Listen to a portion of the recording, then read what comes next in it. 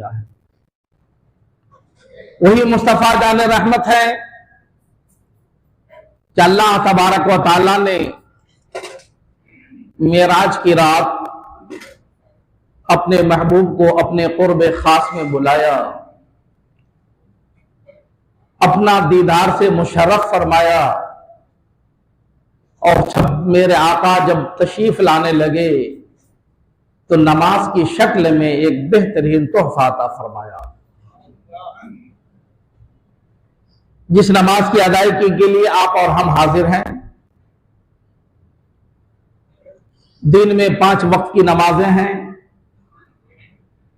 ہر مسلمان پر چاہے مرد ہو یا عورت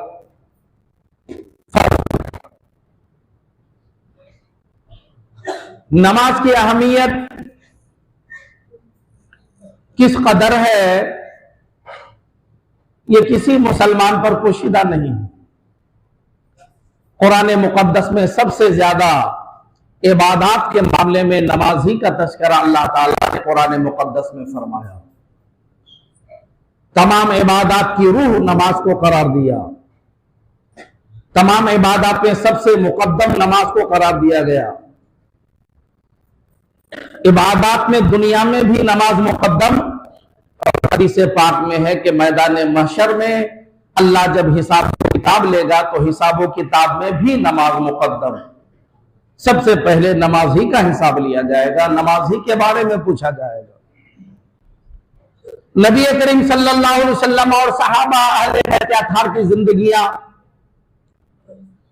نمازوں کے حوالے سے کس قدر حساس ہے یہ آپ سب کو معلوم ہے۔ احادیث مبارکہ کی روشنی میں مکہ میں رہے تو نمازیں پڑھے، مدینہ میں رہے تو نمازوں کی ادائیگی ہوتی رہی، بلکہ مدینہ میں جب میرے آقا قدم رنجا ہوئے تو سب سے پہلے نمازوں کی ادائیگی کے لیے مسجد نبوی کی بنیاد ڈالی ہے۔ گھر بعد میں بنا ہے، خدا کا گھر پہلے بنا ہے۔ یہ تو نارمل حالت کی باتیں تھیں۔ بخاری، مسلم، ترمذی، صحیح ستہ اور دیگر حدیثوں کی کتابیں، کتاب المغازی وغیرہ اٹھا کر دیکھیں، عین وقت جنگ میں بھی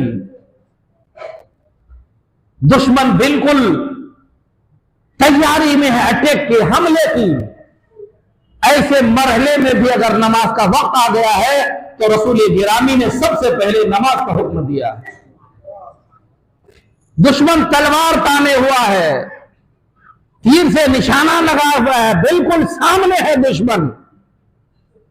ایسے عالم میں جان کی حفاظت، ان کو مغلوب کر کے اسلام کی فتح، کتنی بڑی بڑی ذمہ داریاں ہیں، مگر تاریخ بتاتی ہے اس حالت میں بھی نہ صحابہ نے نماز کو ترک کیا، نہ میرے آقا سرور کائنات صلی اللہ علیہ وسلم نے کبھی جماعت کو مؤخر فرمایا۔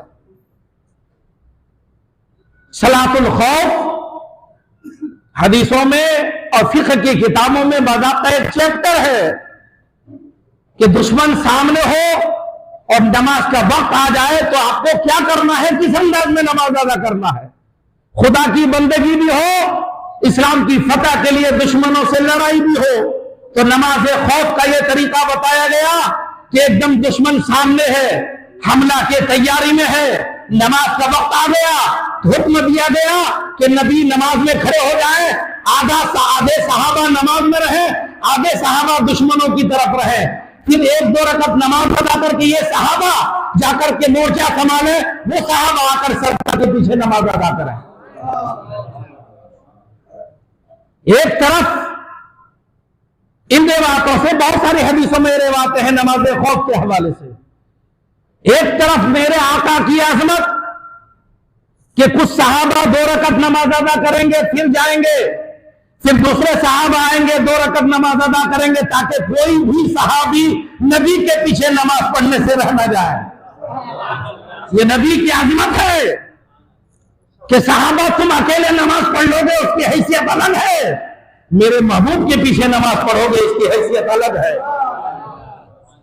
اس لیے عین جنگ کے عالم میں بھی جس نماز کی محافظت کا ہی حکم ہے مسلمانوں، تو نارمل حالات میں اس نماز کے حوالے سے کتنی تاکید ہے، کتنی تاکید ہے۔ آقا کا مہینہ آیا، گزر بھی جا رہا ہے. کہاں نمازیوں میں کوئی زیادہ چینجنگ آئی, لوگوں میں کوئی تبدیلی آئی کہ نمازی خوب بڑھ گئے؟ میرے آقا کی آمد کا مہینہ ہے, رسول گرامی آئے ہیں, معراج کے دلہا آئے ہیں, وہ نبی اسی مہینے میں آئے ہیں جو نماز کا تحفہ لے کر آئے تھے. کس قدر یہ مسلمان اللہ کی عبادت سے, اللہ کی اطاعت سے, اللہ کی بندگی سے دور ہے. جو خدا کی بندگی سے اس قدر دور ہو, رحمتیں ایسے لوگوں پر نازل ہوں گی کہ رحمتیں ان صحابہ پر نازل ہوں گی کہ دشمن بالکل تیار ہے, گھاٹ میں بیٹھا ہے, صحابہ خدا کی بندگی میں ہے, سجدے میں سجدے ہے, رکوع میں رکوع ہے, تسبیح پہ تسبیح ہے. ان صحابہ کے سامنے خدا کی رحمت نہیں آئے گی, خدا کی مدد نہیں آئے گی تو کہاں آئے گی؟ اس لیے تاریخ اسلام بتاتی ہے کہ صاحب اتنی کم تعداد ہونے کے بعد بھی جذبہ عشق رسول لے کر جب صحابہ آگے بڑھتے تھے, طاعت خدا بندی لے کر آگے بڑھتے تھے, خدا کی نصرت آتی تھی, خدا کی مدد آتی تھی. صحابہ کم تعداد میں ہونے کے باوجود بھی فتح و کعبے نے ان کے قدم چما کر. اس لیے میرے بھائی مت کیجئے, نمازوں سے غفلت مت برتیے. موت و حیات دونوں کا مالک پروردگار عالم ہے. رب نے زندگی دے دی تو کیا مطلب موت نہیں آئے گی؟ رب نے دولت دے دیا, کیا مطلب یہ دولت ہمیشہ آپ کے ساتھ رہے گی؟ رب نے آپ کو توفیق دے دی, آپ نے بلڈنگیں بنا لی, مکانات بنوا لیے, کار, موبائل, بینک بیلنس سب ہے, کیا مطلب یہ سب ہمیشہ آپ کے ساتھ رہ جائے گی؟ نہیں, ہمیشہ نہیں رہے گی. کل من علیہا فان ویبقى وجہ ربک ذو الجلال والاکرام فبأی آلاء ربکما تکذبان. سب کے سب فنا ہو جائیں گے, اللہ کی ذات باقی تھی, اللہ کی ذات ہی باقی رہے گی. تو اس گمان میں مت رہو کہ ہم ہمیشہ رہ جائیں گے. ارے لمبی لمبی عمر پانے والے عمر پا گئے, 1000 سال 15 سال تک جیے, مگر نتیجہ کیا نکلا؟ موت کے گھاٹ اتارنا پڑا. اس لیے دنیا سے اتنا دل لگائیے جتنے سے کام چل جائے, نمازوں سے بھی دل لگائیے, اللہ و رسول سے بھی دل لگائیے. اب جو میں نے آیت کریمہ تلاوت کی, نماز کی اہمیت کے پیش نظر اب رسول گرامی کی عظمت کا حال سنیے کہ نماز کسی حالت میں معاف نہیں.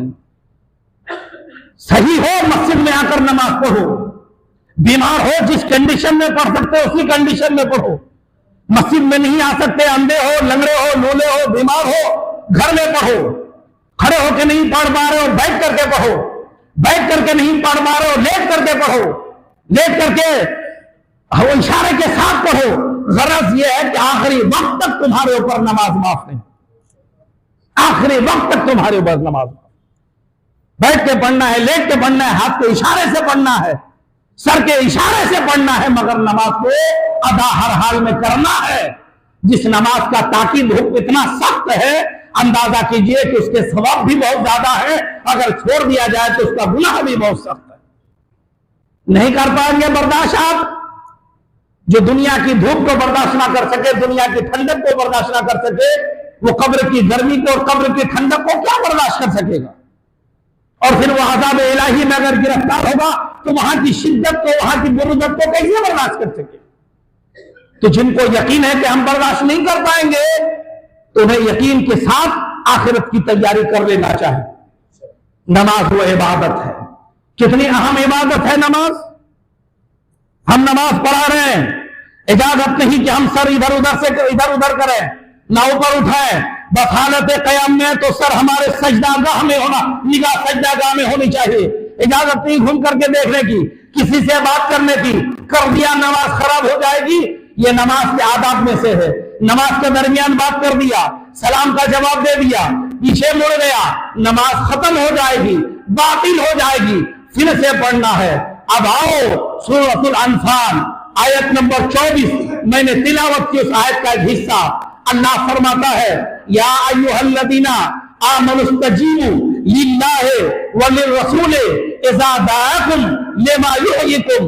اے ایمان والو, جب اللہ و رسول تمہیں پکارے, اے ایمان والو تم اللہ و رسول کی بارگاہ میں حاضر ہو جاؤ. جب رسول تمہیں پکارے, جب تمہیں آواز دے, کیونکہ وہ رسول تمہیں زندگی بخشنے والے ہیں, زندگی عطا فرمانے والے ہیں.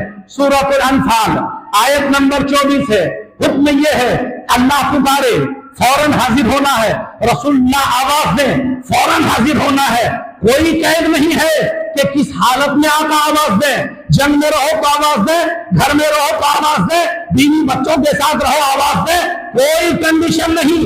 فرما دیا رب نے میرا محبوب بلائے فوراً حاضر ہو جاؤ، فوراً حاضر ہو جاؤ۔ یہ آیت کریمہ ہے، آقا کی شان ہے۔ اب نماز کے احکام سن لیا، اب میرے آقا کی عظمت سنو اور مسل جاؤ۔ بخاری شریف کی حدیث ہے، صحابی رسول حضرت سعید بن معلہ ہے، بخاری کی بہت مشہور و معروف حدیث۔ نبی کے دیوانوں، نبی سے پیار کرنے والے، ایمان تمہارا تازہ ہو جائے گا، اور جو نبی کا بغض اپنے دل میں چھپائے ہیں میں انہیں ایمان کی دعوت دیتا ہوں۔ بغض رسول کو سینے سے نکالو اور رسول کی عظمت کو سمجھو۔ تمام عبادات میں مقدم نماز ہے، نماز کے آداب ہے، طور طریقے ہیں، لیکن آداب مصطفیٰ دیکھو، نبی کی بارگاہ کا معاملہ دیکھو۔ سعید بن معلہ فرماتے ہیں کہ میں نماز میں کھڑا تھا، نماز پڑھ رہا تھا۔ کہاں کی حدیث؟ بخاری شریف کی حدیث پاک۔ فرماتے ہیں کہ میں نماز پڑھ رہا تھا، میرے پاس سے رسول گرامی کا گزر ہوا صلی اللہ علیہ وسلم۔ سرکار نے مجھے آواز دیا سعید بن معلہ ادھر آؤ۔ سعید بن معلہ فرماتے ہیں میں آقا کی طرف متوجہ ہوا، آئین نماز میں آقا کی بات بھی سنا، لیکن میں سوچا کہ میں تو نماز میں ہوں، لہذا میں نے جلدی جلدی نماز پوری کی، پھر سرکار کی بارگاہ میں پہنچا، نماز کمپلیٹ کر کے آقا کی بارگاہ میں پہنچ گیا۔ آقا نے فرمایا سعید بن معلہ آنے میں تاخیر کیوں ہوئی؟ میں نے عرض کیا یا رسول اللہ میں نماز میں تھا، آپ کی طرف متوجہ ضرور ہوا، بات ضرور سنا، میں نے جلدی سے نماز کمپلیٹ کر لی، آپ کی بارگاہ میں آیا۔ اللہ کے نبی فرماتے ہیں کیا تم نے رب کا یہ فرمان نہیں سنا؟ یا ایھا الذین آمنوا استجیبوا للہ وللرسول، اے لوگو جب اللہ و رسول بلائیں تو تمہیں فوراً حاضر ہو جانا چاہیے، نبی کی پکار پر حاضر ہونا چاہیے۔ جب نبی نے تمہیں بلا لیا تھا تو تم میرے پاس آئے کیوں نہیں تھے؟ اگرچہ تم نماز میں ہو، رب نے فرما دیا نبی پکارے تو نماز میں بھی ہو، نماز چھوڑ کر نبی کی بارگاہ میں جاؤ۔ یہ نبی کی عظمت ہے، یہ نبی کی رفعت ہے کہ نماز چھوڑ کے بھی اگر عین نماز میں بھی نبی نے بلا لیا ہے فوراً نماز چھوڑ کر نبی کی بارگاہ میں جانا ہے۔ ترمذی شریف کی ایک حدیث پاک اور سنو، اس کے بعد تھوڑا سا میں اس پر تبصرہ کرتا ہوں۔ حضرت ابو ہریرہ رضی اللہ تعالیٰ عنہ اس حدیث پاک کے راوی ہے، وہ فرماتے ہیں ایک صحابی حضرت ابی بن کعب رضی اللہ تعالیٰ عنہ نماز پڑھ رہے ہیں، نماز پڑھ رہے تھے، میرے آقا سرور کائنات صلی اللہ علیہ وسلم وہاں سے گزرے، میرے آقا نے بلایا ابی بن کعب ادھر آؤ۔ حضرت ابی بن کعب نماز پڑھ رہے تھے، نیا نیا اسلام تھا، حضرت ابی بن کعب نے جلدی جلدی نماز پڑھی، سرکار کے بارگاہ میں حاضر ہوئے۔ اللہ کے نبی ارشاد فرماتے ہیں ابی آنے میں تاخیر کیوں ہوئی؟ آنے میں تاخیر کیوں ہوئی؟ عرض کیا یا رسول اللہ آپ کی بات سنا، میں متوجہ بھی ہوا مگر میں نماز میں تھا، جلدی جلدی میں نے نماز پوری کر لی اور آپ کی بارگاہ میں حاضر ہو گیا۔ اللہ کے نبی نے جب ان کا یہ جواب سنا تو ارشاد فرمایا کیا تو نے سورہ انفال نہیں پڑھا، آیت نمبر 24 نہیں پڑھا؟ اللہ فرماتا ہے یا ایھا الذین آمنوا استجیبوا للہ وللرسول، اے ایمان والو اللہ و رسول کی بارگاہ میں حاضر ہو جاؤ۔ اذا دعاکم، جب رسول تمہیں پکارے، جب میں نے پکارا تھا یہ آیت کریمہ تمہاری نظر سے نہیں گزری تھی، جب پکارا تو تم آئے کیوں نہیں؟ انہوں نے عرض کیا یا رسول اللہ آیت پڑھا تھا مگر دھیان نہیں تھا، اگر اب آئندہ کبھی بھی آپ حالت نماز میں بھی پکاریں گے حضور کو میں نماز چھوڑ کے آپ کی بارگاہ میں آ جاؤں گا۔ یہ بخاری شریف ترمذی شریف کی دو حدیث پاک۔ آقا نے یہ نہیں فرمایا کہ جب تم نماز میں تھے کمپلیٹ کر کے آئے اچھا کیے، یہ نبی نے نہیں فرمایا۔ آقا نے فرمایا جب بلایا تم اگرچہ نماز میں تھے فوراً آئے کیوں نہیں؟ اس کا مطلب یہ ہے کہ نماز ضرور اہم ہے مگر نماز سے زیادہ اہم تعظیم مصطفیٰ ہے، اکرام مصطفیٰ ہے، توقیر مصطفیٰ ہے۔ اگر نبی آئے نماز میں جو بلا دے لازم ہے کہ تم نبی کی بارگاہ میں حاضر ہو جاؤ۔ ایک طرف نماز، ایک طرف محبت رسول، الفت رسول۔ جو لوگ نماز کا نام لے کر نبی کی محبت پر ڈاکہ زنی کرتے ہیں ان لوگوں کو ان حدیثوں عبرت حاصل کرنا چاہیے بلا شبہ نماز دین کا حصہ ہے، عبادات میں سب سے اہم ہے، لیکن نماز میں نبی کی محبت میں اگر ٹکراؤ کبھی ہو جائے تو پہلے محبت رسول کو ترجیح دی جائے گی، کیونکہ عبادات کا معاملہ ثواب کے ساتھ ہے، نبی کی محبت کا معاملہ ایمان کے ساتھ ہے۔ کتنے مسلمان ہیں؟ 95% مسلمان نماز نہیں پڑھتا ہے۔ کیا یہ سب کو کافر کہو گے آپ؟ نہیں، گنہگار ہیں لیکن مسلمان۔ مسلمانوں کا 5% لوگ نماز پڑھتے ہیں، 95% نماز نہیں پڑھتے ہیں۔ اب اس قوم پر اگر عذاب آ بھی جائے تو کیا شکوا؟ بلکہ میں تو یہ 95% آگے بڑھ کر کے بتایا، ورنہ یہ کشمیر کے کھنڈک کی طرح یہ مائنس میں چلا جائے گا معاملہ۔ تو اگر ایسے لوگوں پر خدا کا عذاب آئے، جزوی طور پر پریشانی ہو، بے روزگاری ہو، غربت ہو، مارے جائیں، کاٹے جائیں، تو یہ تو اس کا حقدار ہے ہی، لیکن اس کے بعد بھی کریم ہے، کرم فرما رہا ہے، رحیم ہے، رحم فرما رہا ہے، وہ رزاق ہے، روزی دے رہا ہے۔ اے مسلمانوں، اتنی نافرمانیوں کے بعد کریم کے کرم کا یہ معاملہ ہے، جس دن تم فرمانبردار بن جاؤ گے تب میرے آقا سرور کائنات اور پروردگار عالم کے کرم کا، رحمتوں کا عالم کیا ہوگا۔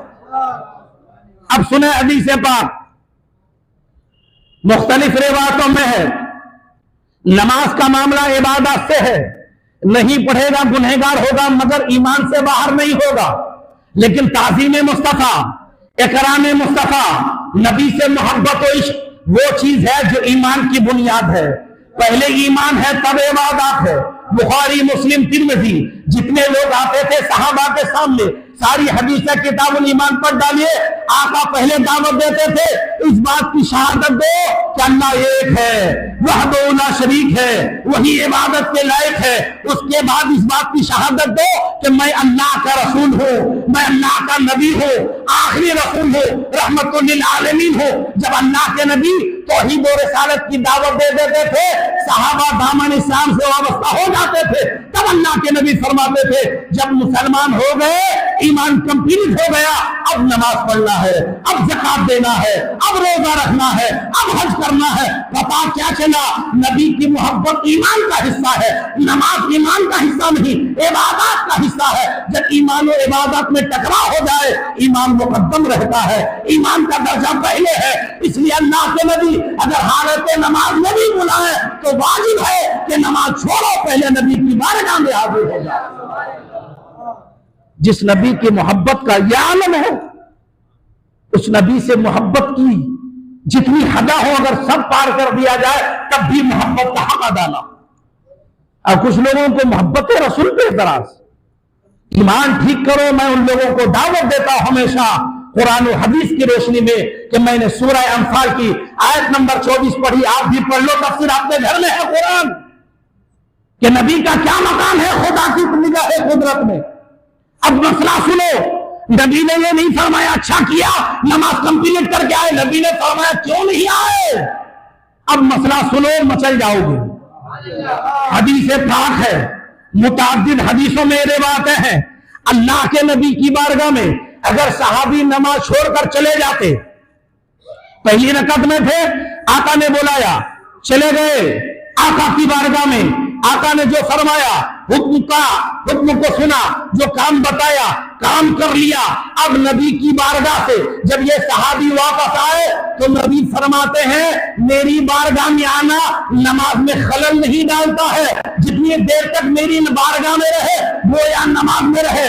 پہلی رکعت میں تھے، چھوڑ کے آ گئے تھے، میری بات سنا، میرا کام کیا، اب جا کر کے جہاں تک نماز پڑھے تھے وہاں سے آگے بڑھو، وہاں سے آگے بڑھو۔ یہاں نماز میں بات کر لو گے ختم، امام پلٹ جائے سارے مقتدی کہو گے حضرت پورا جمعہ خراب کرو، این جمعہ میں آپ پلٹ کر کے ہم لوگوں سے بات کرنے لگے نماز خراب۔ مسئلہ یہی ہے، لیکن یہ مصطفیٰ کی بارگاہ ہے، این نماز میں بھی اگر چھوڑ کر نبی کی بارگاہ میں آ جائے، نبی کی بات سنے، نبی سے باتیں کرے، نبی کے ساتھ بیٹھے، پھر جب نبی اجازت دے آ جاؤ تو جہاں سے نماز ختم کیا تھا وہیں سے آگے بڑھاؤ۔ نبی کی وجہ سے نماز نہیں ٹوٹتی ہے۔ پتا کیا چلا؟ نبی کی محبت نماز کا حصہ ہے، نبی پر نبی کے پاس آنا نماز کا حصہ ہے، نبی سے بات کرنا نماز کا حصہ ہے۔ اندازہ کرو جس نبی کی شان یہ ہو، پوری دنیا کا مسئلہ یہ ہے کہ بات کسی سے بھی کرو نماز ختم ہو جائے گی، نبی سے بات کرو نماز ختم نہیں، کامل ہو جائے گی۔ تو اس نبی کی طرح کوئی ہو سکتا ہے؟ اس نبی کی طرح کوئی ہو سکتا ہے؟ نہیں ہو سکتا ہے۔ آپ کہو گے یہ دونوں صحابہ تو آئے نہیں، تو صدیق اکبر کی بخاری شریف کی حدیث پاک یاد کرو۔ سرکار اپنی زندگی کے آخری دور میں تھے، بس اشارہ کرتا ہوں، کبھی تفصیل کے ساتھ یہ بخاری کی حدیث بتاؤں گا۔ صدیق اکبر نماز پڑھا رہے ہیں، پیچھے سے میرے آقا آ رہے ہیں، آقا۔ صحابہ نے دیکھ لیا پلٹ کر کے کہ میرے آقا آ رہے ہیں، حالت نماز میں ہے۔ صدیق اکبر آگے امامت فرما رہے ہیں، اب صحابہ ایسی حرکتیں کر رہے ہیں جن سے صدیق کو پتا چل جائے کہ حضور آ رہے ہیں۔ اب حضرت ابو بکر کو آہٹ محسوس ہوئی، امامت سے پیچھے آئے میرے صدیق، حالت نماز میں ہے۔ جب پیچھے آ رہے تھے نبی نے فرمایا آگے رہو، امامت کرتے رہو، مگر صدیق ہے کہ نبی سے آگے کیسے بڑھے؟ یہ تو صدیق نے بتایا کہ نبی سے آگے کوئی نہیں بڑھ سکتا ہے۔ اس زمانے میں الٹے سیدھے لوگ نبی سے آگے بڑھنے کی کوشش کر رہے ہیں۔ ان کو اپنا علاج کرنا چاہیے دماغ کا، اپنے ایمان کا۔ صدیق کو نبی کہہ رہا آگے بڑھو، آگے نہیں بڑھا، میرے آقا کے بغل میں کھڑے ہو گئے، بغل میں کھڑے ہو گئے۔ اب گویا امام میرے آقا ہو گئے، مقدر صدیق اکبر ہو گئے۔ بخاری شریف کی حدیث مسجد نبوی ہے، آئین نماز کی حالت ہے۔ آئین نماز کی حالت میں سارے صحابہ نے نبی کو پلٹ کر کے دیکھا بھی، میرے آقا کو صدیق اکبر نے پلٹ کر کے دیکھا بھی، پیچھے بھی آئے، مگر میرے آقا نے یہ نہیں فرمایا صحابہ تمہاری نمازیں خراب ہو گئی۔ نبی نے یہ نہیں فرمایا، نبی نے وہیں سے نماز آگے بڑھایا جہاں سے تھی۔ پتا کیا چلا کہ حالت نماز میں پلٹ کر کے نبی کو دیکھنا تو ایک کم ہے، ارے چلے بھی جاؤ نبی کی بارگاہ میں، گھنٹوں بیٹھے رہو، پھر آؤ تو نماز جہاں سے تھی وہیں سے شروع ہوگی۔ یہ میرے آقا کی عظمت نماز کے حوالے سے ہے۔ ایک دو حدیثیں میں نے آپ کے سامنے پیش کی، وقت ختم ہو گیا۔ اس طرح کی درجنوں حدیث ہے تعظیم مصطفیٰ کے حوالے سے، احترام مصطفیٰ کے حوالے سے۔ ارے جس نبی کی تعظیم کا معاملہ آئین نماز کے درمیان میں ہو تو باہر کا کیا عالم ہوگا؟ یہی وجہ ہے کہ صحابہ نبی کی آواز نہیں، نبی کسی سے فرما دیتے بلال اعلان کرو، بلال کی آواز سن کر کے صحابہ ایسے بھاگتے تھے کہ نبی نے بلایا، نبی نے بلایا ہے۔ نہ اپنی بیوی کو دیکھا، نہ بچوں کو دیکھا، نہ نیوالا کو دیکھا، نہ کھانے کو دیکھا، کچھ نہیں، نبی نے بلایا ہے، فوراً حاضر ہونا ہے۔ کیونکہ میرے آقا سرور کائنات پر قرآن نازل ہوتا تھا اور صحابہ کو میرے آقا پڑھ کر کے سناتے تھے اور فرماتے تھے یا ایھا الذین آمنوا استجیبوا للہ وللرسول اذا دعاکم لما یحییکم، اے ایمان والو اللہ و رسول کی بارگاہ میں حاضر ہو جاؤ۔ جب رسول تمہیں پکارے، جب رسول تمہیں بلائے، تمہارے اوپر فرض ہے کہ پہلے رسول کی پکار پر لبیک کہہ کر کے حاضر ہو جاؤ، پھر بعد میں کوئی کام کرنا۔ یہ نبی کی بارگاہ کا ادب قرآن بتا رہا ہے، اللہ تبارک و تعالیٰ سکھا رہا ہے۔ تو نماز جیسی اہم عبادات کے درمیان جس نبی کی عزت و احترام کا یہ عالم ہو تو باہر کا کیا عالم ہوگا؟ ایسے نبی سے محبت نہیں کرو گے تو کس سے کرو گے؟ ایسے نبی سے عشق نہیں کرو گے تو کس سے کرو گے؟ عاشقوں مچل جاؤ کہ تمہارے نبی کی یہ شان ہے کہ سب سے اولا و اعلیٰ ہمارا نبی، سب سے بالا و والا ہمارا نبی، خلق سے اولیاء، اولیاء سے رسول اور رسولوں سے اعلیٰ ہمارا نبی۔